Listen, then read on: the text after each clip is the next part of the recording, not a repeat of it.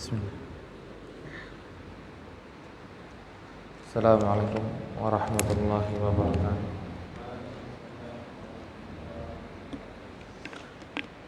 Alhamdulillah alladzi arsala rasulahu bil huda wa dinil haqq liyudhhirahu 'ala dini kullihi wa kafa billahi shahida. Asyhadu an la ilaha illallah wahdahu la syarika lah wa asyhadu anna Muhammadan 'abduhu wa rasuluhu sallallahu ala alihi wa sahbihi wa sallam tasliman mazida ma'bad.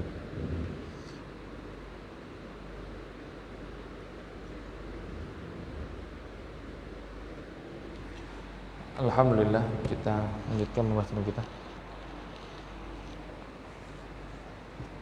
Beliau membawakan dalil yang terakhir dari kaidah yang ketiga dari hadis Nabi sallallahu alaihi wasallam yang dikeluarkan oleh sahabat Abi Waqid Al-Laythi radhiyallahu anhu, di mana Abi Waqid Al-Laythi radhiyallahu anhu ketika itu baru masuk Islam setelah perang Fathul Makkah. Setelah Fathul Makkah, Abi Waqid Al-Laythi dengan para manusia sejumlah 2000-an masuk Islam dari pasukan orang-orang Quraisy dan sekitarnya. Maka 2000 pasukan itu masuk Islam dan ditambah nanti wanita-wanita yang lain. Tapi yang ikut perang ketika itu hanya laki-laki saja. Maka disebutkan 2000 orang telah masuk Islam dari pasukannya orang-orang Quraisy yang bersama dengan Rasul sallallahu alaihi wasallam. Setelah perang Fathul Makkah, maka Rasul sallallahu alaihi wasallam langsung menghadap ke Hunain. 2 mingguan setelah lebaran, karena Fathul Makkah di bulan Ramadan, kemudian lebaran di Mekah, kemudian setelah itu seminggu atau 2 minggu setelah hal tersebut, maka terjadilah perang Hunain. Karena suku Hawazin tiba-tiba menyiapkan pasukan untuk menyerang Rasul di Mekah, untuk menyerang Rasul sallallahu alaihi wasallam di Mekah. Maka Rasul sallallahu alaihi wasallam kembali berserta dengan baru masuk Islam, yang baru masuk Islam. Yang akhirnya mereka jalan ke perang Hunain. Maka di sini beliau Abu Waqid Al-Laythi radhiyallahu anhu berkata, "Kharajna ma'an Nabi sallallahu alaihi wasallam ila Hunain wa nahnu hudatsa'u ahli bi kufr." Maka Abu Waqid Al-Laythi radhiyallahu anhu mengatakan, kita kalau keluar bersama Rasul sallallahu alaihi wasallam ke Hunain untuk perang Hunain, dan kami, menceritakan Abu Waqid Al-Laythi, termasuk orang-orang yang baru saja keluar dari kekafiran, baru saja keluar dari kekafiran ataupun keluar dari kesyirikan. Jadi baru masuk Islam, baru masuk Islam 2 minggu atau bisa jadi beberapa hari sebelum perang Hunain. Maka ketika jalan, maka mereka itu melihat orang musyrikin ini punya pohon beringin. Maka disebutkan walil musyrikin sidratun ya'kifuna 'indaha wa yanutuna biha aslihatahum. Pas lagi jalan, mereka lewatin pohon beringinnya orang-orang musyrikin. Bukan sekedar pohon biasa. Orang-orang musyrikin menjadikan pohon beringin ini sebagai sesembahan Allah Subhanahu wa taala. Yang dimana orang-orang musyrikin ketika itu orang-orang Taif dan orang-orang sekitarnya, maka mereka itu akan i'tikaf di samping pohon. Kemudian mereka akan gantung-gantungkan senjata-senjata mereka dan mengharapkan keberkahan dari pohon beringin itu. Karena mereka beranggapan bahwa pohon beringin ini bisa mempertajam pedangnya, bisa memberikan sebuah ilmu spesial bagi senjata yang dijantung di pohon tersebut. Maka mereka gantung dan mereka menginap di bawah pohon sambil berdoa, sambil berzikir untuk pohon tersebut. Maka ketika lewat, maka nanti orang-orang Islam yang baru masuk Islam, mereka belum mengerti begitu dalam berkaitan dengan tauhid kepada Allah Subhanahu wa taala, maka mereka akan mengatakan sebuah perkataan yang salah. Maka mereka melanjutkan, Abu Waqid Al-Laythi, yuqalu laha zatu anwat, yang dinamakan pohon beringin itu tersebut dengan perkataan dengan nama zatu anwat, namanya adalah zatu anwat. Maka ketika lewat famarorna bisidratin, ketika kita lewat lagi ke pohon beringin yang lain, lewatin nih pohon beringin Zatul Anwat. Kemudian mereka gantung-gantung senjatanya, mereka i'tikaf di sana. Kemudian jalan lagi ketemu pohon beringin yang lain yang tidak disembah oleh orang-orang Hawazin ketika itu. Maka ketika datang ke pohon beringin yang selanjutnya, maka mereka berkata kepada Rasulullah sallallahu alaihi wasallam, "Faqulna ya Rasulullah, ij'al lana dzata anwat kama lahum dzatu anwat." Ya Rasulullah, jadikanlah untuk kita dzatu anwat sebagaimana mereka punya dzatu anwat. Jadi ketika itu para sahabat yang baru masuk Islam meminta kepada Rasulullah, "Ya Rasulullah," mungkin ketika minta kepada Rasul kabulkan, boleh kan? Jadi mereka minta apa? Adakan ini pohon ini jadikan seperti dzatu anwatnya orang-orang musyrikin. Yang nanti kita akan gantung-gantung senjata kita, panah kita, busur kita, pedang kita atau tameng kita. Dan kemudian kita i'tikaf di pohon beringin itu. Maka perkataan ini adalah perkataan yang salah, tapi keluar dari orang yang baru masuk Islam. Orang yang baru masuk Islam atau baru keluar dari kesyirikan, dan dia belum tahu bagaimana hakikat tauhid yang benar dan yang kuat. Maka perkataan yang salah, tapi ketika itu Rasulullah sallallahu alaihi wasallam menyikapi dengan perkataan yang sangat indah kepada sahabat tersebut, tidak langsung dikatakan, nggak dicerca, nggak dihina dan nggak diapa-apakan. Cuma Rasulullah SAW berkata, Allahu Akbar, Allahu Akbar, Allahu Akbar. Maha suci Allah, Allahu Akbar, Maha besar Allah Subhanahu wa taala. Maha besar Allah Subhanahu wa taala. Riwayat yang lain, Subhanallah, Maha suci Allah Subhanahu wa taala. Kalian meminta sesuatu seperti hal ini, maka Rasulullah SAW melanjutkan, Qultum walladhi nafsi biyadi kama qalat Bani Israil li Musa. Kalian mengatakan sebuah perkataan demi Allah yang dikatakan oleh Bani Israil kepada Nabi Musa. Ketika mereka telah diselamatkan oleh Fir'aun, ketika mereka sudah diselamatkan oleh Fir'aun dan sudah ada di negeri Palestina, di negeri Syam katanya itu, maka tiba-tiba mereka berkata, orang-orang Bani Israil kepada Nabi Musa alaihissalatu wassalam, ij'al lana ilahan kama lahum alihah. Wahai Musa, jadikanlah untuk kami Tuhan-Tuhan selain Allah Subhanahu wa taala sebagaimana mereka ini memiliki Tuhan-Tuhan yang lain. Mereka baru diselamatkan oleh Allah Subhanahu wa taala. Mereka bekas budak. Mungkin ketika itu ada sebagian dari mereka baru masuk Islam. Baru masuk Islam kepada Nabi Musa.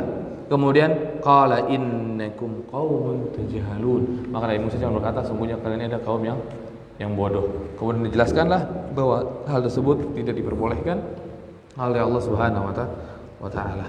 Dan hal tersebut tidak diperbolehkan oleh Allah Subhanahu wa taala. Dan begitu juga Rasulullah sallallahu alaihi wasallam menegur dan mengingatkan kepada sahabat-sahabat yang baru masuk Islam bahwa apa yang kalian minta adalah sebuah permintaan yang terlarang. Permintaan yang terlarang karena kalian ingin menyembah kepada pohon-pohon selain Allah Subhanahu wa taala.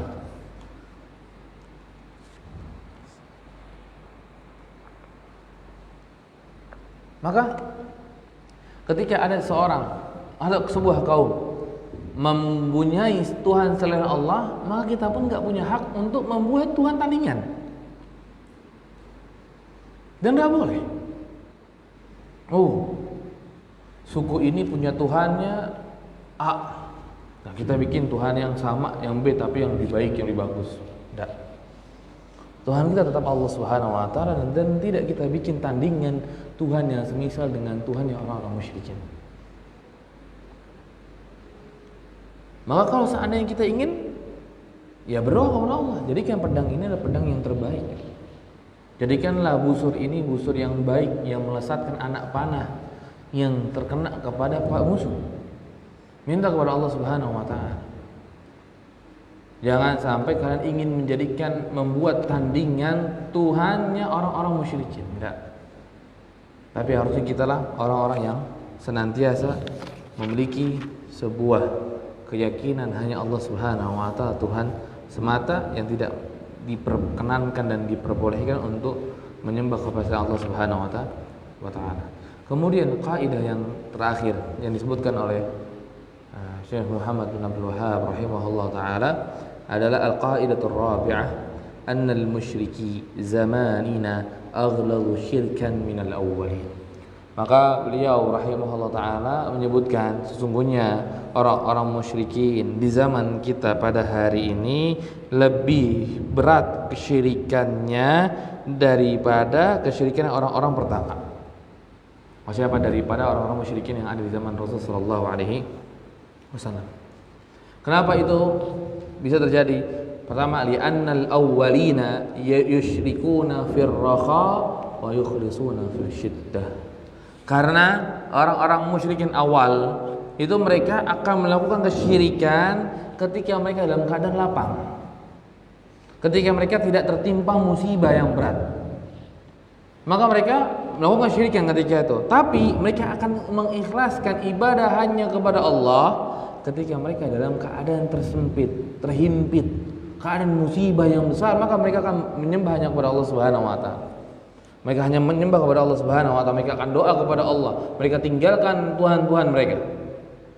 Mereka tinggalkan tuhan-tuhan mereka dan hanya menyembah kepada Allah Subhanahu wa taala. Wa musyriku zamanina, dan orang musyrikin di zaman kita pada hari ini syirkuhum daimun fir rakha'i wa syiddah. Dan orang-orang musyrikin di zaman kita pada hari ini itu syiriknya terus tetap, mau dalam keadaan tertimpa musibah yang besar ataupun tidak, atau dalam keadaan yang lapang, yang tenang.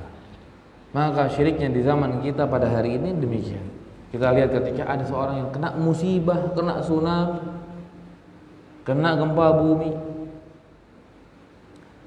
malah setelah itu memberikan lagi sesajen kepada lautan. Sedangkan mereka dalam keadaan terhimpit, sedangkan mereka dalam keadaan syiddah, dalam keadaan susah, tapi mereka malah menyembah kepada selain Allah Subhanahu wa taala, sebagaimana mereka menyembah selain Allah di waktu tenangnya mereka. Maka Allah Subhanahu wa taala berfirman, qauluhu ta'ala fa idza rakibu fil fulki da'u Allah mukhlishina lahuddin falamma najjahum ilal barri idza hum yusyrikun. Maka Allah Subhanahu wa taala berfirman dalam surah Al-Ankabut ayat 65, apabila mereka orang-orang musyrikin naik kapal, maka ketika mereka naik kapal kemudian terombang-ambing dengan ombak, da'awallaha mukhlishina lahuddin, maka mereka benar-benar mengikhlaskan doa mereka hanya untuk Allah Subhanahu wa taala, tidak sedikit pun memberikan kepada selain Allah. Falamma, tapi ketika mereka sampai kepada ilal barri, kepada daratan, fa idzahum yusyrikun, malah mereka melakukan kesyirikan lagi. Mereka seperti itu. Ketika dalam syiddah terancam nyawanya, maka mereka hanya doa kepada Allah. Tapi kita sekarang kesyirikan kita terjadi dimanapun keadaannya, keadaannya. Ini kesyirikan di zaman kita. Kemudian ditambahkan oleh Syekh Shalih Al-Utsaimin hafizahullah taala berkaitan perbedaan antara kesyirikan di zaman dahulu dan di zaman kita pada hari ini.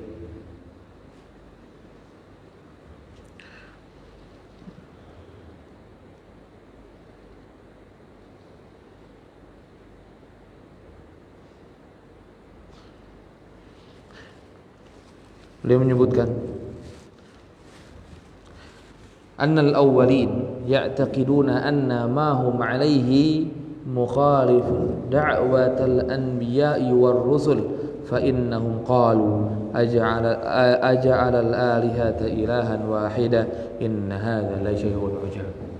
Maka beliau menyebutkan orang-orang musyrikin di zaman pertama itu adalah orang-orang yang dimana mereka memiliki keyakinan apa yang mereka yakini ini adalah apa yang bertolak belakang dengan para nabi dan para rasul bawa.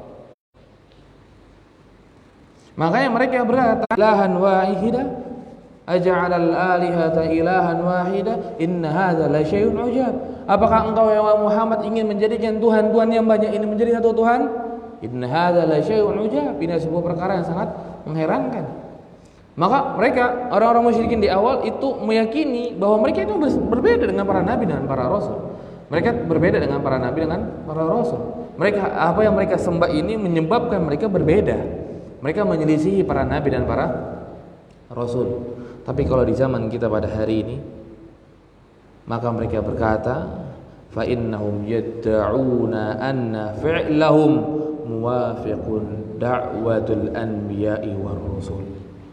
Dan orang-orang musyrikin pada hari ini mereka malah mengklaim perbuatan yang mereka lakukan adalah perbuatan yang sama seperti dakwanya para nabi dan para rasul. Oh, apa yang kita lakukan ya inilah yang didakwakan oleh nabi dan rasul.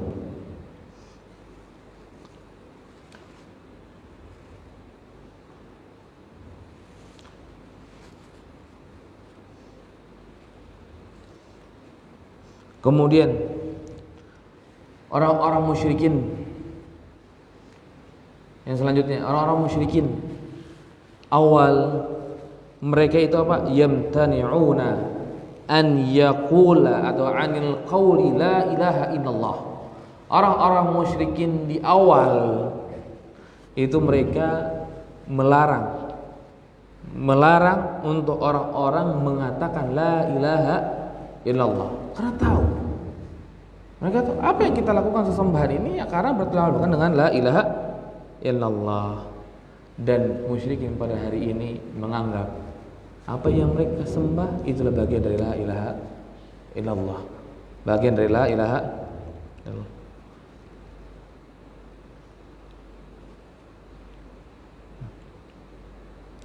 Wa yaz'umun annal mutaakhirina annahum min ahliha fala yamtani'una 'an qawliha.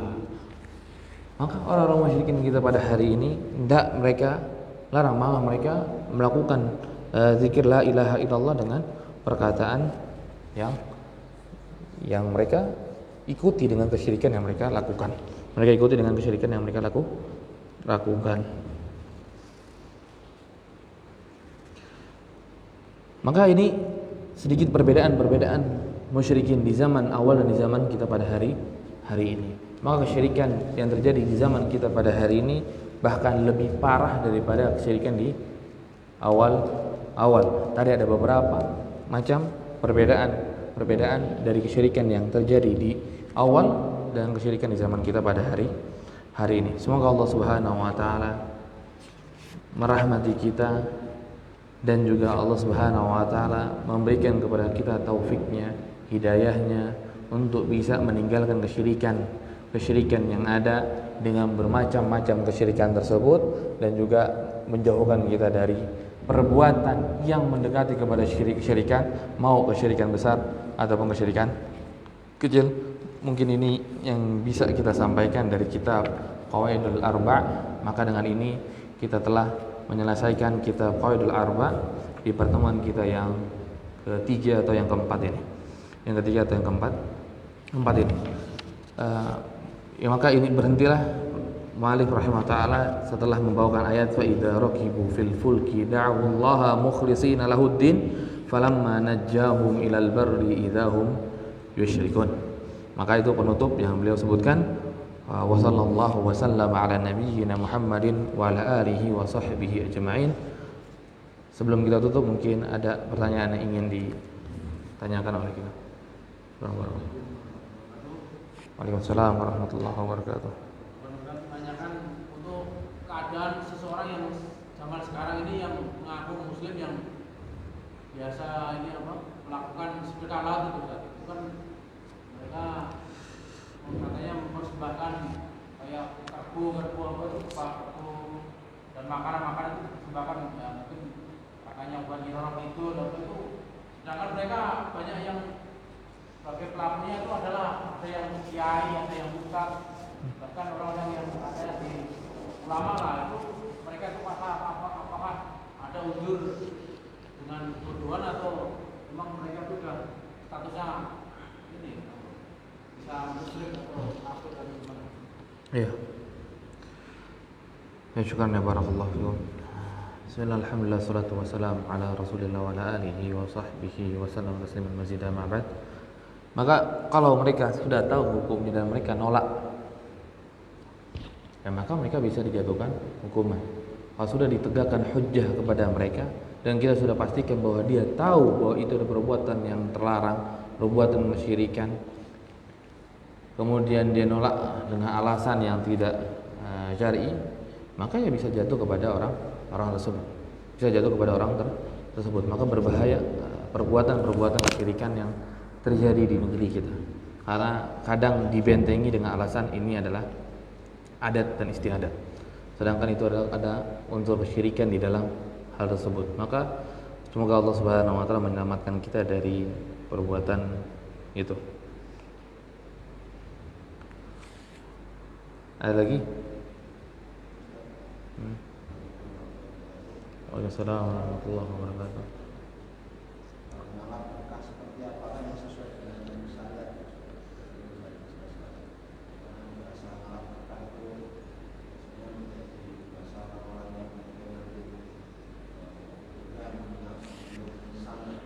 Maaf, kurang kencang Pak, nggak kedengeran.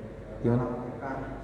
Sesuai syariat itu seperti apa? Mungkin bisa dijelaskan karena orang-orang biasanya mungkin itu nisan kan itu biasanya itu biar mendapat berkah dari orang-orang yang sudah mati atau mungkin nanti cium tangan dulunya sampai sudah mati atau sampai cium kaki biar mendapat berkah dari dulunya. Yang sesuai syariat itu seperti apa? Iya. Bismillah, alhamdulillah, salatu wassalamu ala rasulillah. Jadi berkah ini ada dua macam. Keberkahan itu ada dua macam. Ada keberkahan yang bisa ditularkan. Ada keberkahan yang tidak bisa ditularkan. Ada keberkahan yang tidak bisa ditularkan. Maka ketika keberkahan yang bisa ditularkan seperti keberkahan Rasulullah SAW, maka itu kita malah berebut dengan air bekas wudunya Rasul. Para sahabat berebut dengan rambut-rambutnya Rasul. Para sahabat berebut dengan keringat-keringatnya Rasulullah SAW, dan bahkan dengan baju yang telah dipakai oleh Rasulullah SAW, mereka berebutan untuk mendapatkan pakaian tersebut. Karena keberkahan yang dimiliki oleh Rasul kabarkan bisa ditularkan kepada yang lain. Tapi ada keberkahan yang dimana tidak bisa ditularkan, seperti tidak bisa ditularkan, dan nggak bisa kita rebut, kita ambil seperti itu. Nggak bisa kita ambil dan kita rebut seperti itu. Makanya Abu Bakar Siddiq radhiyallahu anhu setelah meninggal dunia, maka para sahabat tidak ada yang langsung mengambil keringatnya Abu Bakar, mengambil rambutnya Abu Bakar, mencari air liurnya, misalkan bekas air wudunya, ataupun hal-hal yang lain. Karena mereka tahu Pak, keberkahan yang dimiliki Abu Bakar tidak bisa ditularkan kepada yang lain. Maka mereka tidak minta, tidak mengalap keberkahan dari perbuatan Abu Bakar Siddiq radhiyallahu anhu. Maka para sahabat mengharapkan keberkahan yang lain. Karena ada keberkahan dari ilmu. Ketika kita memiliki ilmu, maka kita akan berkah. Maka carilah berkah dari ilmu, atau dari mencari berkah dari apa yang Allah Subhanahu wa taala sebutkan bahwa itu ada keberkahan di sana, maka ambil. Maka kita harapkan ketika kita di Masjidil Haram, kita berdoa kepada Allah Subhanahu wa taala karena di tempat yang penuh keberkahan, dengan maqam Ibrahim, dengan Hajar Aswad, maka kita berdoa kepada Allah Subhanahu wa taala meminta kita ada di tempat yang suci, tempat yang penuh keberkahan, maka berkahilah kami. Tapi kalau di tempat-tempat yang tidak ada syariat membicarakan itu ada keberkahan, maka tidak boleh. Kuburan, tidak ada keberkahan dalam kuburan. Tidak ada keberkahan dalam kuburan. Maka ketika tadi katakan cium-cium di sana, maka nggak ada keberkahan di sana. Ketika mencari keberkahan di tempat yang tidak ada keberkahan, maka menunjukkan bahwa mencari keberkahan di sana terlarang. Karena siapa yang mengabarkan kepada kita di sana ada keberkahan, sedangkan keberkahan adalah sesuatu yang gaib. Keberkahan adalah sesuatu yang gaib, nggak ada yang tahu kecuali Allah. Maka Allah sampaikan di sini ada keberkahan, di sini ada keberkahan, di sana. Maka carilah di tempat yang Allah Subhanahu wa taala sebutkan keberkahan itu semua. Jangan cari di luar hal tersebut. Dan ketika mencari keberkahan di tempat yang Allah Subhanahu wa taala sebutkan keberkahannya, itu pun harus sesuai dengan aturan yang Rasulullah SAW berikan. Makanya ketika Umar bin Khattab mencium Hajar Aswad, di situ ada keberkahan. Ketika mencium, maka apa Umar berkata, "Inni a'lamu annaka hajar." Sungguhnya aku tahu bahwa engkau itu cuma hanyalah batu. Jadi aku menciummu karena apa? Karena cuma hanya Rasulullah SAW menciummu. Rasul ciummu, maka aku cium engkau. Jadi ketika mendapatkan tempat yang ada keberkahan, itu pun harus sesuai dengan aturan yang Rasulullah SAW berikan. Bagaimana cara kita menghadapi dari keberkahan yang ada, yang mengharapkan dari keberkahan yang ada. Mungkin ini yang bisa dijelaskan. Ada lagi yang ingin tanyakan?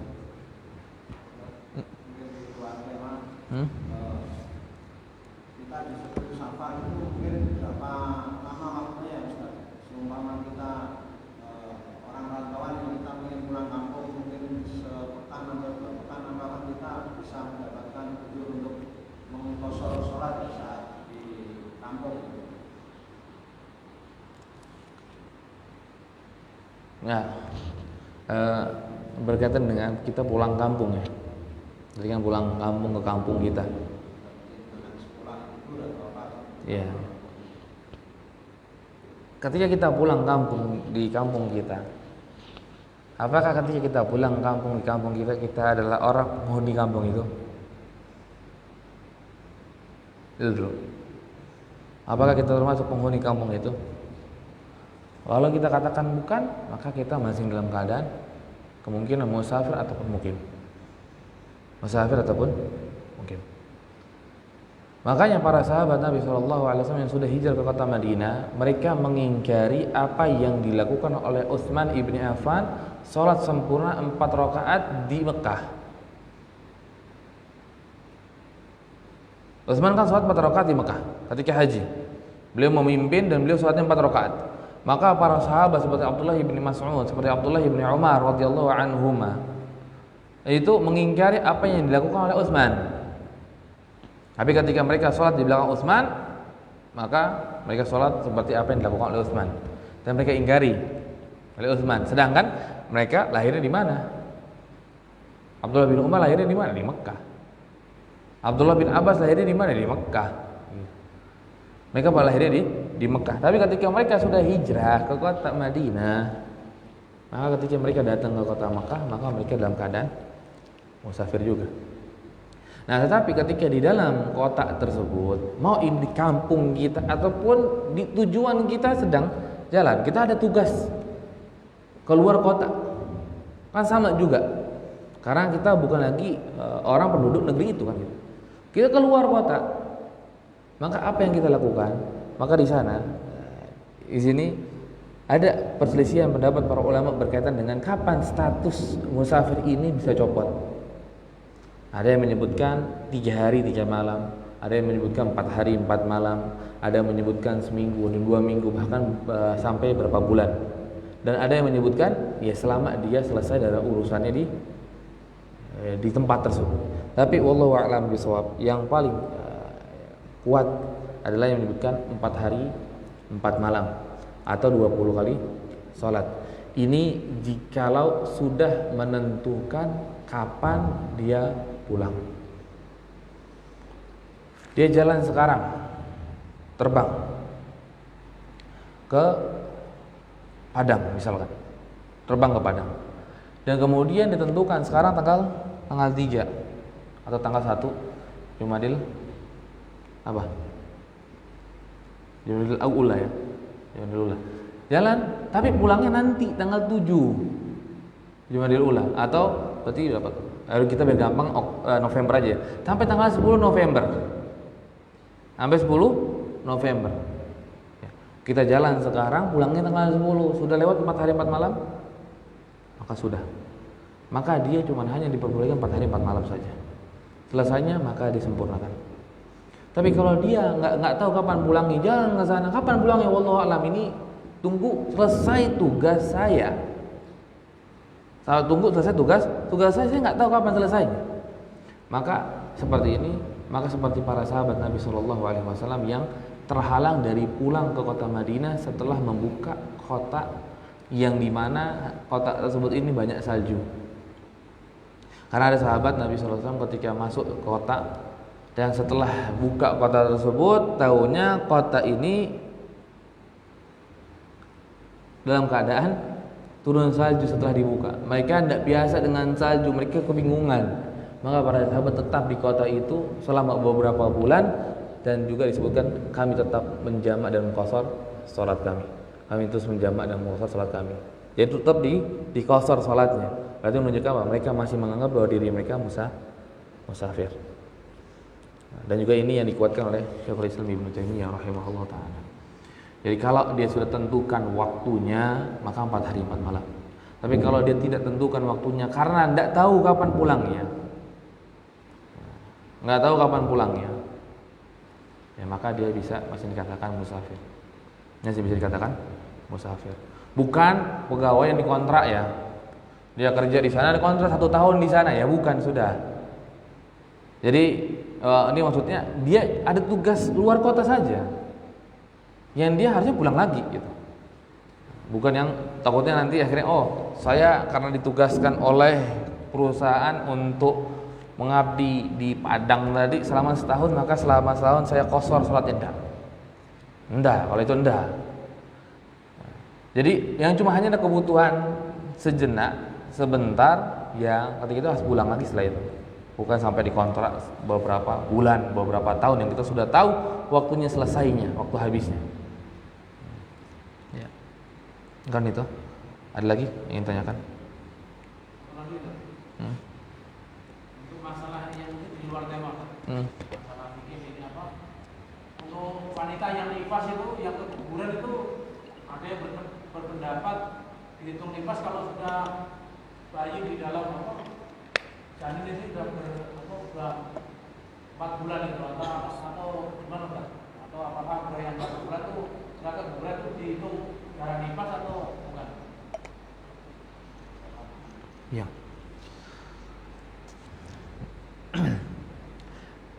Bismillahirrahmanirrahim. Ya, pertanyaan berkaitan dengan perempuan ya. Tapi yang nanya laki-laki. Tidak masalah ya. Ntar supaya bisa nyampaikan ke istrinya ataupun kepada anaknya dan kepada yang lain. Ya, wanita yang nifas, kemudian dia keguguran. Pertama kali saya dengar itu ke kuburan. Saya bingung kan. Apa nyambungnya dengan wanita nifas ke kuburan? Tadi itu keguguran berarti. Wanita nifas, wanita keguguran, kapan dia itu dihitung nifas? Apakah dia ketika keguguran di umur 1 bulan, 2 bulan itu sudah dikatakan nifas ataupun belum? Maka di sana sebetulnya para ulama ada perselisihan pendapat para ulama berkaitan dengan hal tersebut. Tapi wallahu a'lam bishawab. Di sana ada perbedaan, tapi yang ana kuatkan adalah yang sudah sampai ditiupkan ruh. Yang sudah sampai ditiupkan ruh. Ketika sudah sampai ditiupkan ruh, maka keluarnya dan kemudian tertimbul ada darah, maka di sana baru nifas. Karena itu baru dikatakan wiladah. Itu baru dikatakan lahiran, walaupun lahirannya bukan pada waktunya. Maka 40 hari nanti setelah keguguran, ketika keluar darah, maka dia dikatakan nifas. Tapi kalau seandainya setelah keguguran pun nggak keluar darah, darahnya cuma di awal, kemudian 2 hari, 3 hari selesai keluar darahnya, maka ini sama dengan orang yang lahiran yang keluar darah cuma sehari 2 hari. Maksudnya apa? Dia sudah keadaan suci dan harus sholat dan harus puasa. Harus suci dan disuruh suci, harus sholat dan harus puasa. Kecuali puasa nggak mampu karena masih menyusui anak, maka nanti ada uzur yang lain. Ada uzur yang lain. Tapi sholatnya nggak gugur, tetap dia wajib sholat. Jadi 40 hari ini adalah maksudnya waktu biasanya darah ini keluar. Jadi bukan harus 40 hari mau keluar tidak keluar darah, maka dia enggak sholat enggak. Ya lihatin darah. Bahkan sampai para ulama, sebagian para ulama itu mengatakan bahwa kalau seandainya ada wanita yang ketika lahiran enggak keluar darah sedikit pun, lahiran kemudian tidak keluar darah sedikit pun, maka tidak ada nifas baginya. Dia nggak dikatakan nifas, dan bahkan sampai sebutkan nggak perlu mandi, nggak perlu mandi, karena dihitungnya darah keluar darahnya. Karena kan ada juga yang lahiran karena HB-nya itu tinggi, akhirnya dia nggak keluar darah, nggak keluar darah pas ketika lahiran, dan setelah lahiran mungkin juga ada yang tidak keluar darahnya. Maka ketika nggak keluar darah maka nggak dikatakan nifas. Ya itu, ada lagi yang tanyakan? Nah, syukran ya barakallahu fikum. Mungkin ini yang. Assalamualaikum warahmatullahi wabarakatuh.